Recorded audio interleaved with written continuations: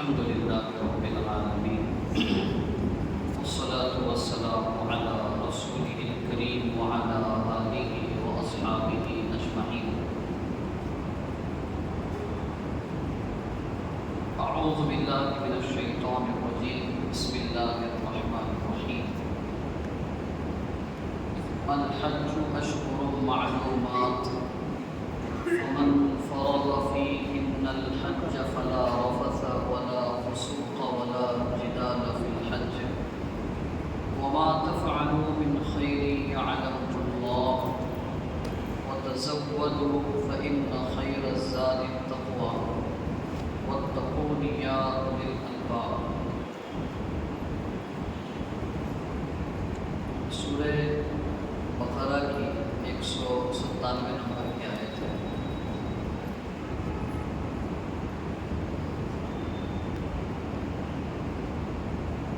حج کے مہینے معلوم مہینے ہیں،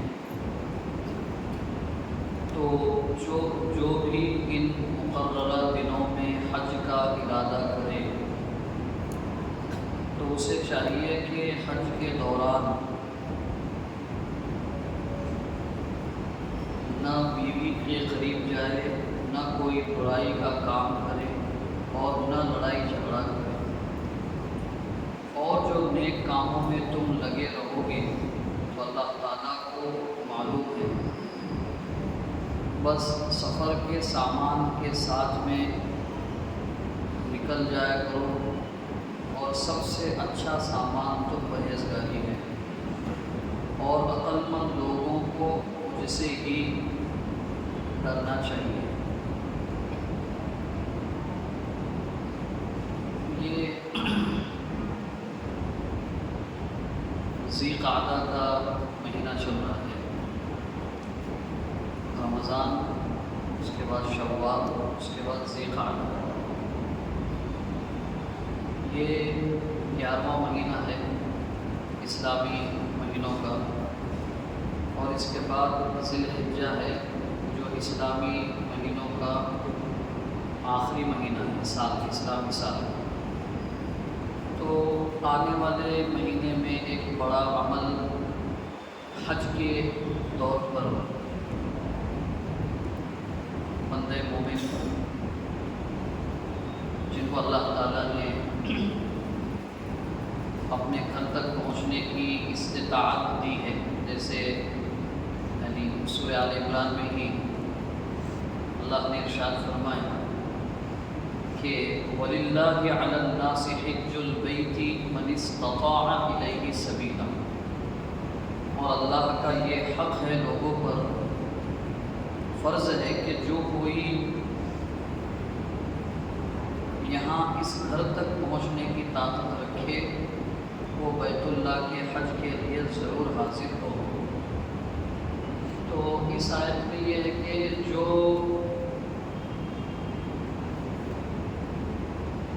مکۃ المکرمہ خانہ کعبہ تک فریضہ حج ادا کرنے کے لیے پہنچنے کی طاقت رکھتا ہو، مالی اعتبار سے بھی اور جسمانی اعتبار سے بھی، تو وہ ضرور حج کرے. سال میں ایک مرتبہ جسمانی اور مالی اعتبار سے حیثیت اور طاقت رکھنے والے پر حج فرض ہے، سال میں ایک مرتبہ. اب اس کی لمبی تفصیلات ہے اور مسائل ہے، مقامی علماء اور ائمہ سے معلوم کر سکتے ہیں. فقہا نے یہ لکھا ہے کہ حج کو نکلنے کے بعد ارکان حج مکمل کر کے واپس آنے تک خود کے سفر کا، علاج معالجے کا، اس میں کھانا پینا رہنا سہنا سب کچھ آ گیا، وہ تمام اخراجات وہ خود اپنی حلال کمائی سے پورا کر سکے، اور اتنا وقت جتنا وہ اپنے گھر سے دور ہے، حج پر گیا ہوا ہے، اپنی غیر موجودگی میں اس کے ماتحت جو لوگ ہیں، بیوی بچے، اگر والدین ساتھ رہتے ہوں تو وہ ان کے اخراجات کا بھی وہ بندوبست اور انتظام کر سکتا ہو. ایسے آدمی کو حج پر جانا فرض ہے زندگی میں ایک مرتبہ. یہ آیتیں جب نازل ہوئی تو ایک صحابی رضی اللہ عنہ اللہ کے نبی صلی اللہ علیہ وسلم سے سوال کرتے ہیں کہ اللہ کے نبی، کیا زندگی میں ایک ہی مرتبہ حج فرض ہے؟ تو اللہ صلی اللہ علیہ وسلم خاموش رہے، جواب نہیں دیا. انہوں نے کوشچن ریپیٹ کیا، سوال دوبارہ کیا کہ اللہ کے رسول صلی اللہ علیہ وسلم، کیا پوری زندگی میں ایک ہی مرتبہ حج فرض ہے؟ پھر رسول اللہ صلی اللہ علیہ وسلم خاموش رہے. تیسری مرتبہ انہوں نے سوال دہرایا، کیا زندگی میں ایک ہی مرتبہ حج فرض ہے؟ پھر رسول اللہ صلی اللہ علیہ وسلم خاموش رہے. اور وہ سوال کرتے کہ رسول اللہ صلی اللہ علیہ وسلم خاموش رہتے کہ تو چوتھی مرتبہ خود اللہ کے نبی نے پوچھا. وہ سوال کر من منکم سائل، وہ کوشچن کر رہے تھے، وہ صاحب کہاں ہیں؟ فلاں وہ بیٹھے ہوئے، فلاں صاحب سوال کر رہے ہیں. تو انہوں نے کہا دیکھو، اگر میں نے تمہارے سوال کے جواب میں صرف ایک لفظ کہہ دیا ہوتا، نعم، نعم کا مطلب ہوتا ہے یس، ہاں، تو قیامت تک آنے والے مسلمانوں پر جو صاحب حیثیت ہیں ہر سال کے لیے حج فرض ہو جاتا اگر میں ہاں کہہ دیتا، وہ شریعت بن جاتی. تو ایسا نہیں ہے، زندگی میں ایک مرتبہ حج فرض ہے، فرض حج ایک مرتبہ ہے. تو یہاں بٹوین دا لائن ایک پیغام دیا ہے اللہ کے نبی صلی اللہ علیہ وسلم نے کہ جتنا شریعت کا حکم آئے اس پر عمل کرو، وداؤٹ اننیسیسری کوشچنس کے، بغیر چوں چرا کے، بغیر یہاں وہاں کے سوالات کے. جو سوال یعنی جو حکم اللہ کا آ گیا، اب اس میں ہے کہ جو طاقت رکھتے ہیں بیت اللہ پہنچنے کی وہ حج کرے. یہ شریعت کا سادہ حکم ہے، اس میں نمبر آف حج نہیں ہے، اتنی مرتبہ، ہر مرتبہ ایک مرتبہ. تو آپ کو ایک مرتبہ کرو اور خاموش رہو بس. یہ امت کا ایک بہت بڑا ڈرا بیک ہے اور بہت بڑی بیماری ہے. عمل کے علاوہ سوال بہت سارے ہیں، یعنی جو سوالات ہیں وہ عمل سے ہٹ کے سوالات بہت ہیں. جیسے ہم نے اس سے پہلے مرتبہ کہا، ایک صاحب نے بہت لمبی اچھی تقریر کی. وہ ایک صاحب آ کے حضرت مولانا سے سوال کر رہے ہیں، حضرت ایک بہت اہم سوال ہے، بہت اہم سوال ہے، very important question, important question ہے. کیا ہے وہ؟ آپ نے ابھی جو بیان کیا حضرت موسیٰ کا پورا واقعہ. ہاں واقعہ تو بیان نہیں، کیا سوال ہے؟ وہ جو کہہ رہے تھے آپ کہ ان کے ہاتھ میں عصا تھا، لکڑی تھی. ہاں لکڑی تھی. وہ لکڑی کون سی تھی؟ نیم کی تھی، ببول کی تھی، ساگوان کی تھی، شیشم کی تھی، اور کیا ہے؟ یہ امپورٹنٹ کوشچن ہے. یعنی یہ سوال کا تعلق کس عمل سے ہے؟ تو ہمیں بھی اپنے سوالات کو یعنی غور کرنا چاہیے کہ ہمارے سوال عمل بیسڈ ہے یا بس تفریح کے لیے سوال ہے. سوال کرنا چاہیے، ضرور کرنا چاہیے، لیکن اس کا تعلق عمل سے ہونا چاہیے. اور دوسرا، ہمارے سوال ایسے نہیں ہونے چاہیے جس کی وجہ سے عمل میں تنگی پیدا ہو جائے. تو اللہ صلی اللہ علیہ وسلم نے 3 مرتبہ اس کو یہ کیا، کیا کہتے ہیں اس کو، خاموش رہے آپ، اور چوتھے میں کہہ دیا کہ ایسا نہیں ہے، ایک ہی مرتبہ. بہرکیف حضرت عمرو بن عاص رضی اللہ عنہ ایک بہت بڑے صحابی ہیں اور بہت زبردست سیاسی فراست رکھنے والے صحابی ہیں. اللہ کرے ہمیں اپنے صحابہ کو اپنی زندگی کے لیے ماڈل بنانے کی اللہ تعالیٰ توفیق دے۔ بہت عجیب عجیب ماڈل بنا رکھے ہم لوگوں نے۔ اب کوئی آدمی، یہ ایسے ہی ضمناً بات کہہ رہا ہوں میں، اگر وہ پازیٹیو پولیٹکس اگر کرنا چاہتا ہے تو وہ عمرو بن عاص کو پڑھے رضی اللہ عنہ۔ یعنی ہمارے پاس بہترین پولیٹیشنز بھی ہے، ایکسپرٹ بزنس مین بھی ہے، ایکسپرٹ کیا کہتے ہیں کمانڈر ان چیف بھی ہے، جسٹس بھی ہے، لائرس بھی ہے، ڈاکٹرز بھی ہے، یعنی اس کے پرنسپلز ہے۔ لیکن بدقسمتی کی بات یہ ہے کہ ہم ان چیزوں کو ان لوگوں سے جوائن کر کے کبھی پڑھتے ہی نہیں ہیں اور ہم کو پتہ ہی نہیں ہے۔ عمرو بن عاص نے بھی کوئی پالیٹکس کی، صحابہ میں بھی کوئی پولیٹیشین ہو سکتا ہے، ڈیفینیٹلی ہے، لیکن چونکہ پڑھا نہیں ہم نے تو ہم یہیں پہ دیکھتے ہیں، وہ روسو کو دیکھتے ہیں، مطلب مارکس کو دیکھتے ہیں، پتہ نہیں کیا کیا لوگوں کو دیکھ رہے ہیں اور ان سے سیکھ رہے ہیں۔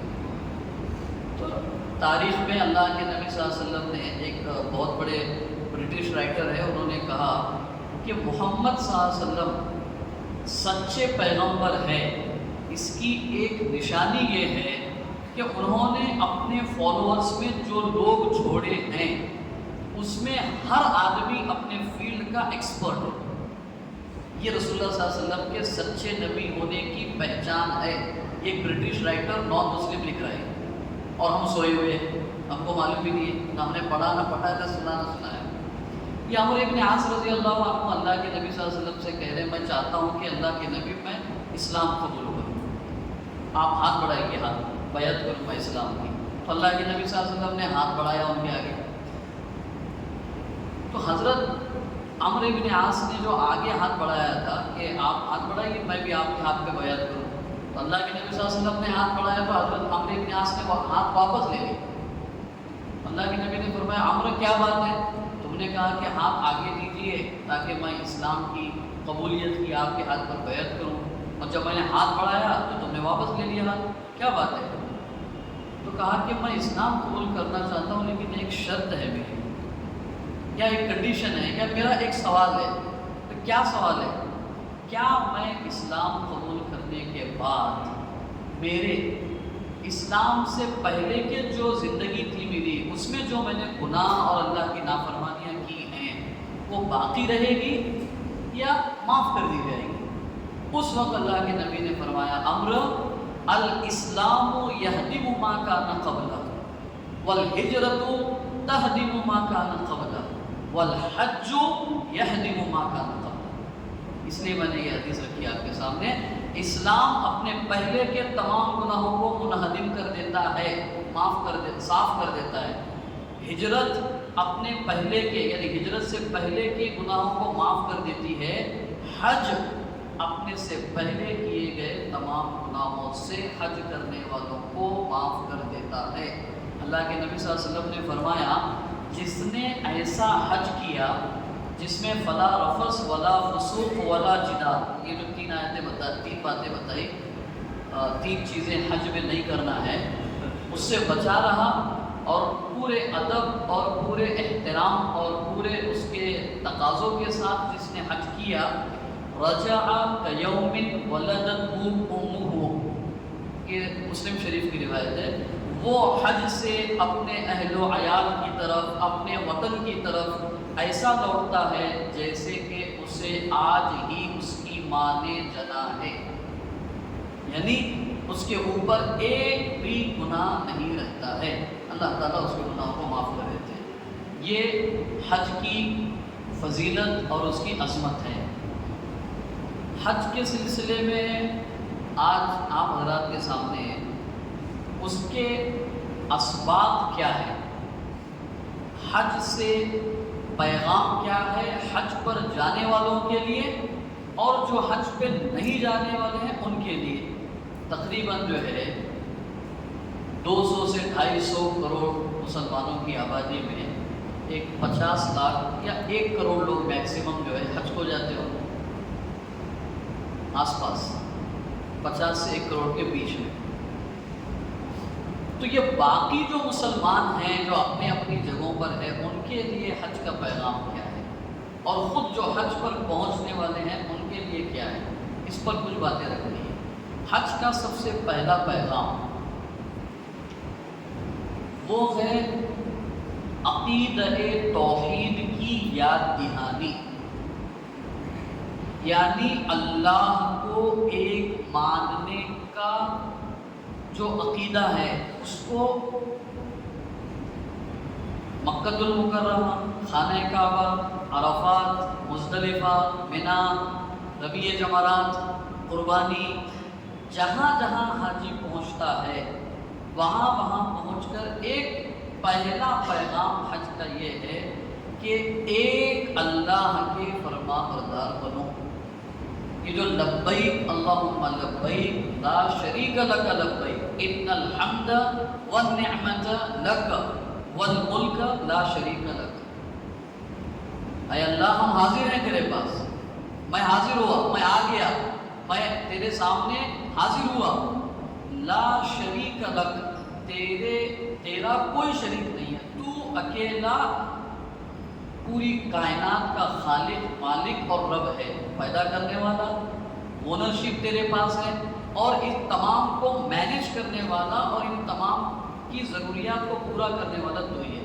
توحید، عقیدہ توحید کی یاد دہانی، خانہ کعبہ کا زبان حال سے اپنے ارد گرد گھومنے والے ہر مومن مرد اور عورت کے لیے پہلا پیغام یہ ہے، یاد کرو اس وقت کو جب اللہ کے ایک نیک بندے ابراہیم خلیل اللہ علیہ السلام نے میری ایک ایک اینٹ کو اللہ کی توحید کی بنیاد پر رکھا ہے۔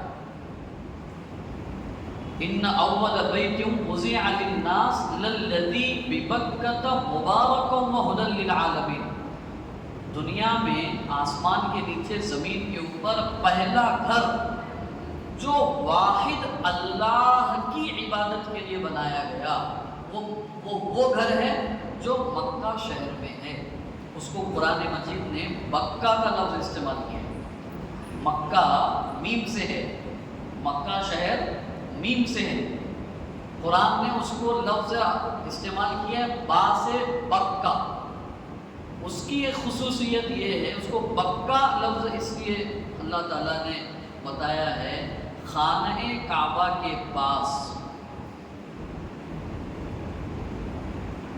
جتنے آنسو بہائے جاتے ہیں وہ آنسو، اور دنیا میں جتنے آنسو بہائے جاتے ہیں پورے، ماں کے آنسو اولاد کے بچھڑنے کے وقت، بیوی کے آنسو شوہر سے بچھڑنے کے وقت، شوہر کے آنسو بیوی سے بچھڑنے کے وقت، رشتہ داروں کے آنسو اپنے رشتہ داروں سے بچھڑنے کے وقت، ایکس وائی زیڈ، وہ تمام آنسوؤں کو اگر ایک پلڑے میں رکھا جائے اور اکیلے خانہ کعبہ کے مطاف کے اطراف میں حرم مکی میں بہنے والے آنسوؤں کو اگر اکٹھا کیا جائے تو وہ حرم مکی میں جو آنسو بہتے ہیں وہ آنسو پوری دنیا میں بہائے جانے والے آنسوؤں سے بڑھ جاتے ہیں۔ اس لیے اس کو بکہ کہا ہے، رلانے والا یا رونے کی کیفیت پیدا کرنے والا گھر۔ جو لوگ پہنچے ہوئے ہیں انہوں نے عملی تجربہ کیا ہوگا، آپ جب سیڑھیاں اترتے ہیں نا، سیڑھیاں جب اترتے ہیں وہ تو ڈھلان میں ہے، کعبہ جو ہے ڈھلان میں ہے اور اوپر جو بنا ہوا ہے وہ اوپر ہے، تقریباً 10-15-20 سیڑھیاں اوپر چڑھنا ہوتا ہے۔ وہ سیڑھیاں جب آپ اترتے ہیں نا اور پہلی نظر آپ جب خانہ کعبہ پہ جب ڈالتے ہیں تو صرف اور صرف دل خاموش، زبان خاموش اور آپ کے آنکھوں سے آنسو جاگے رہتے ہیں۔ اس لیے اللہ تعالیٰ نے اس کو لفظ بکہ سے تعبیر کیا ہے، رلانے والا اور رونے کی کیفیت پیدا کرنے والا شہر مکہ شہر۔ پہلی چیز توحید، آپ پوری دعاؤں کو پڑھ لیجئے، صفا مروہ طواف کی، اسی لیے اللہ کے رسول صلی اللہ علیہ وسلم نے فرمایا سب سے افضل حج اس بندے کا حج ہے جو سب سے زیادہ تعداد میں اور سب سے زیادہ آواز میں تلبیہ پڑھتا ہے۔ سمجھ رہے ہیں؟ افضل حج اس بندے کا ہے جو سب سے زیادہ تلبیہ پڑھتا ہے، تلبیہ لبیک اللہم لبیک، پوری لوگ زیادہ، یعنی تعداد میں بھی زیادہ، کوانٹٹی میں، اور آواز میں بھی زیادہ. یہ اللہ کی توحید کا اعلان ہے. اور ایک جگہ توحید کے پیغام کے سلسلے میں طواف کو کرنا ہے. طواف کرنے کے بعد میں قرآن نے ایک عجیب اسپیشل آرڈر دیا ہے، وَاتَّخِذُوا مِن مَقَامِ إِبْرَاهِيمَ مُصَلًّى. یہ بہت عجیب حکم ہے. میرے ابراہیم نے جہاں ٹھہر کر خانہ کعبہ بنایا ہے نا، وہ ٹھہرنے کی جگہ وہاں پر ہے، وہ جگہ کو تم نماز پڑھنے کی جگہ بناؤ. کھول کے بول رہے ہیں. اور مسنون عمل یہ ہے تمام صحیح روایتوں میں کہ وہاں پر جو 2 رکعت نماز پڑھنی ہے وہ سنت نماز ہے. وہ سنت نماز میں پہلی رکعت میں سورہ قل یا ایھا الکافرون اور دوسری رکعت میں قل هو اللہ احد پڑھنے کے لیے شرک اور کفر سے انکار اور توحید کا اقرار. آپ صفا مروہ میں جائیے، وہاں جو دعائیں ہیں، منا میں جائیے، مزدلفہ جائیے، وقوف عرفہ میں جائیے، جہاں جہاں جانا ہے اللہ کی توحید کا اعلان ہونا ہے. وہ اعلان اور ہمارے دل میں اللہ کی توحید کی عظمت بٹھانا اور اس کا اعلان لوگوں میں کرنا، یہ پہلا سبب اور پیغام ہے حج کا. دوسرا، آپ دیکھیں گے حرم مکی میں لیجیے، پھر عرفہ میں اللہ کے رسول الحج عرفہ، وقوف عرفہ. حج کا سب سے افضل ترین جو رکن ہے وہ وقوف عرفہ ہے. یعنی اگر عرفہ کا وقوف میدان عرفات میں اگر جو حاجی نہیں پہنچے وہ حجی نہیں ہو، اصل وہ ہے.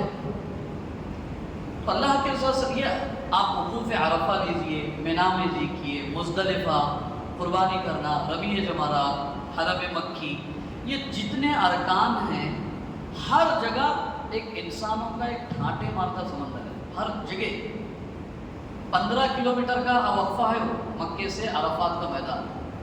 15 کلومیٹر کے سراؤنڈنگ ایریے میں 50 سے 60 لاکھ لوگ 5 دن تک اپنی شب و روز کی کیا کہتے ہیں زندگی اور پورے معمولات گزارتے ہیں. لیکن مجال ہے کہ کوئی یہ کہے کہ میرا فلاں چیز چوری ہو گئی، چپل ادھر ادھر ہو گئی. اس کے لیے پہلے اللہ تعالیٰ نے فرمایا جو حج کو جا رہے ہیں نا، 3 چیزیں احتیاط سے سمجھ میں رکھنا. جو لوگ جا رہے ہیں 3 چیزیں کسی بھی حالت میں عرفہ حج کے دوران میں ہونا نہیں ہے. نمبر 1 فلا رفث، میاں بیوی کے جو تعلقات ہیں وہ نہیں ہونا ہے، وہ ٹھیک ہے. اس کے آگے ولا فسوق، کسی طرح کی کوئی بھی اللہ کی نافرمانی نہیں ہونی ہے، کسی بھی طرح کی نافرمانی. اب وہ نافرمانی میں ساری چیزیں آ گئی، جھوٹ بولنا ہو گیا، غیبت کرنا آ گیا، کسی کو دھکا دینا ہو گیا، کچھ ہو گیا، کوئی چیز لینا ہو گیا، بغیر اجازت کے کوئی چیز اٹھانا ہو گیا، ساری چیزیں ہو گئی. ولا جدال فی الحج، جھگڑا نہیں ہونا ہے. اور یہ 3 چیزیں ایسی ہے جس کی سب سے زیادہ وہاں پر موقع ہوتا ہے، سب سے زیادہ موقع ہوتا ہے. اور یہ 3 چیزوں سے بچنے کی سب سے زیادہ ہر حاجی کو اللہ کی طرف سے آرڈر ہے. یہ 3 چیزیں نہیں ہونا ہے وہاں پہ کسی بھی حالت میں، صبر سے چلنا ہے. اتنی لمبی بڑی تعداد میں جو ہر جگہ انسانوں کا ایک بڑا مجمع ہوتا ہے. دوسرا پیغام حج کا آخرت اور قیامت کے دن میدان محشر میں کھڑے ہونے کی یاد دہانی کراتا ہے حج. آج آگے تم کوئی ملک کا صدر ہوگا، کوئی اس ملک کا ایک معمولی بیچارہ مزدوری کرنے والا بندہ، دونوں کو سیم یونیفارم، 2 چادر، تیسری چادر بھی نہیں. مردوں کے لیے تیسرا کپڑا بھی نہیں ہے، 2 ہی کپڑے ہیں احرام میں، اور بغیر سلے ہوئے. نو اینی وی آئی پی ٹریٹمنٹ، کوئی وی آئی پی ٹریٹمنٹ نہیں، کوئی وی آئی پی کپڑا نہیں، کوئی الگ نہیں، یونیفارملٹی. تو اللہ تعالیٰ کہہ رہے ایسے ہی تمہیں ہمارے سامنے میدان محشر میں قائم ہونا ہے، کھڑے ہونا ہے، جمع ہونا ہے. اور کچھ روایتوں کو اگر جمع کیا جائے تو میدان عرفات ہی اصل میں میدان محشر ہے. اس کو اور ذرا اللہ تعالیٰ جو ہے وہ وسیع کر دیں گے اور وائڈ کر دیں گے اس کو۔ تو دوسرا حج کا پیغام یہ ہے کہ آج ہم لوگ یہاں پہ حج پہ جو پہنچے ہوئے لوگ ہیں ان کے لیے، جو نہیں پہنچے ہیں تو وہ اس وقت کو یہ چیز ذہن میں رکھیں کہ یہ حج کا موقع میرے لیے قیامت کے دن اللہ کے سامنے کھڑے ہونے کی یاد دہانی ہے، ریمائنڈر ہے۔ ایسے ہی اللہ کے سامنے کھڑا ہونا ہے تمہیں۔ تیسری چیز حج کے دوران میں ایک بہت اہم پیغام ہے، لیکن بدقسمتی کی بات یہ ہے کہ نہ وہاں پہنچنے والے اس پیغام کو ایڈاپٹ کرتے ہیں، نہ وہ پیغام یہاں لے کر آتے ہیں، اور نہ عالم اسلام کے مسلمان اس پیغام کو سمجھ کر اپنے لیے کوئی سبق لیتے ہیں۔ وہ ہے اتحاد کا پیغام، یونٹی کا لیسن۔ یہ کوئی بات ہے کہ کوئی آدمی ایک افریقہ کے جنگل کا ایک جسمانی اعتبار سے ایک کالا کلوٹا انسان اور ایک امریکہ کا ایک گورا انسان جس کی بات اور جس کی زبان کوئی ملتی جلتی نہیں ہے، لیکن وہ کوئی وضو خانے کے پاس کسی نماز کے مصلے پر ایک جگہ کھڑے ہوتے ہیں، تو نہ ان کی وہ لینگویج سمجھ میں آتی ہے، نہ ان کا کلچر ایک ہے، نہ اور کچھ ہے، صرف لا الہ الا اللہ محمد رسول اللہ کی بنیاد پر ایک جگہ کھڑے ہوئے ہیں۔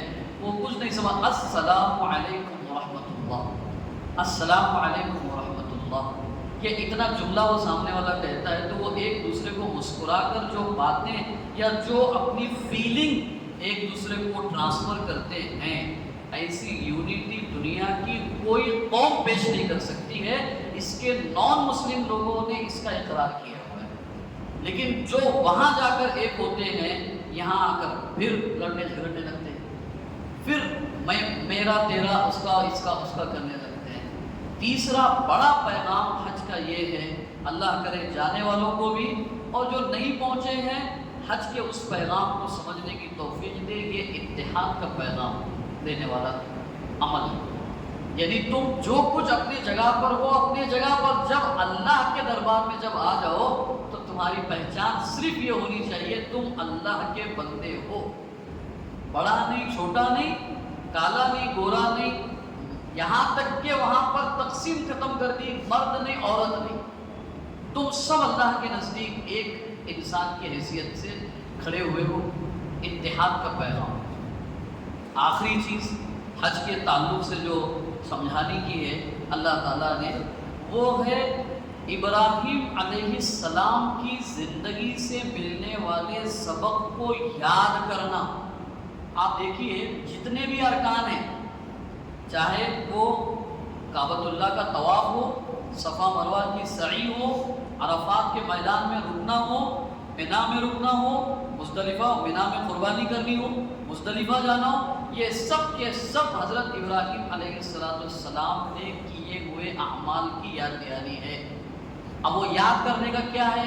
یاد کر کر اللہ کا برگزیدہ بندہ، اللہ کا نیک بندہ بننے کے لیے اپنے اندر کیا صفات پیدا کرنی چاہیے، وہ صفات حضرت ابراہیم علیہ السلام کی زندگی کے ذریعے سے حج کے اندر اللہ تبارک و تعالیٰ بندوں کو آ کر کے یاد دلاتے ہیں۔ اللہ کے سامنے اپنی ہر طرح کی محبت کو قربان کر دینا، اپنی ہر طرح کی عزت و شرافت کے معاملے کو چھوڑ دینا، اپنی نفسانی ہر تمنا کو قربان کر دینا، ہر معاملے کو چھوڑ کر فرسٹ پرائیورٹی اللہ کی ذات کو دینا، یہ پیغام حضرت ابراہیم علیہ السلام کی زندگی سے جو ملتے ہیں وہاں پہ ہر جگہ پہ۔ اب صفا مروہ جائیے، صفا مروہ کیا ہے؟ اگر اس کو لاجک کیا ہے وہاں پہ، صفا سے مروہ حاجی جا رہے اور مروہ سے پھر صفا آ رہے، کیا ہے اس میں عمل، کیوں کروا ہے؟ صرف ایک، میری ایک بندی نے 4000 سال پہلے یہاں پر دوڑ لگائی تھی اپنے بچے کی جان بچانے کے لیے پانی کی تلاش میں، لیکن اس پر وہ جو کیفیت آئی تھی وہ اس لیے آئی تھی کہ ہمارے بندے خلیل نے اس کو بے آگ ہو گیا جنگل میں، ہماری توحید کی دعوت کے لیے چھوڑ کر گیا تھا وہ بندہ ہمارا، اور اس کے نتیجے میں یہ بے یار و مددگار یہ پہاڑی سے وہ پہاڑی تک سفر لگا رہی تھی۔ ہاجرہ تیرا یہ عمل ہم قیامت تک قائم رکھیں گے کہ اگر کوئی عورت اپنے شوہر کے دین کے مشن میں اگر تیری طرح اگر ساتھ دیتی ہے تو ہم اس کے عمل کو اور اس کو بھی اسی طرح عمل کر دیں گے جس طرح ہم نے تجھے عمل کر دیا ہے۔ ایسے بہت سارے پیغام حضرت ابراہیم علیہ السلام کی زندگی سے بھی حج کے ذریعے سے ملتے ہیں۔ اللہ کرے وہ پیغام کو سمجھتے ہوئے اگر ہم لوگ حج کریں تو انشاءاللہ وہ حج ہماری زندگی کی تبدیلی کا سبب و ذریعہ بنے گا۔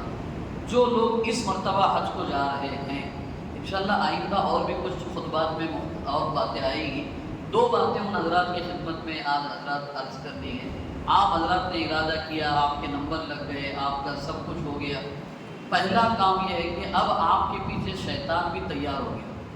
آپ کا نمبر لگ گیا، شیطان نے بھی ایک اپنے کیا کہتے ہیں آدمی کو اور اپنے بندے کو آپ کے پیچھے لگا دیا۔ کیا کہ اس کا حج کسی طرح جو ہے ڈیمیج کیا جائے، اور ڈیمیج کرنے کا پہلا طریقہ یہ ہے کہ اس کو اپنے عمل کی ریاکاری اور دکھلاوے کا جذبہ اس کے اندر پیدا کرنا۔ بہت سا یہاں تو ہوتا نہیں ہے، کچھ میٹرو سٹیز میں ایسا ہوتا ہے کہ پیپر میں نہیں ہوتا فلاں مولانا حارث صاحب جو ہے اس مرتبہ حج کو جا رہے ہیں، ان کے لیے دعا کرو۔ تو دعا کرو کیا ہے، آپ کو دعا کیجیے نا، وہ پیپر میں دے کر کے آپ اپنا عزت یہ کر رہے ہیں، شہرت کر رہے ہیں، اور وہ جیسے ہم نے دے دیا تو ہم نے جانے سے پہلے اپنا حج باطل کر دیا۔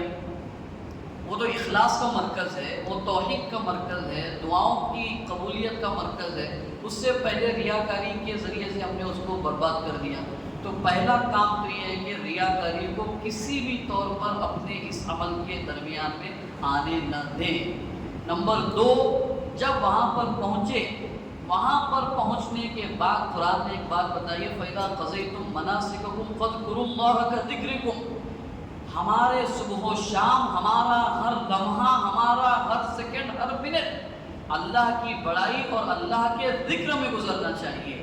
نہ یہاں وہاں کی ایران دوران کی باتیں، نہ ان کی باتیں، نہ ان کی باتیں، نہ پولیٹکس کی، نہ گھر بار کی، کچھ نہیں۔ وہاں چونکہ اللہ نے اپنا مہمان آپ کو بنایا ہے، تو آپ اللہ کے دربار میں پہنچ کر اللہ کے علاوہ کی بڑائی کے گن گائیں۔ اس سے بڑی بدقسمتی کی بات اور کیا ہو سکتی ہے۔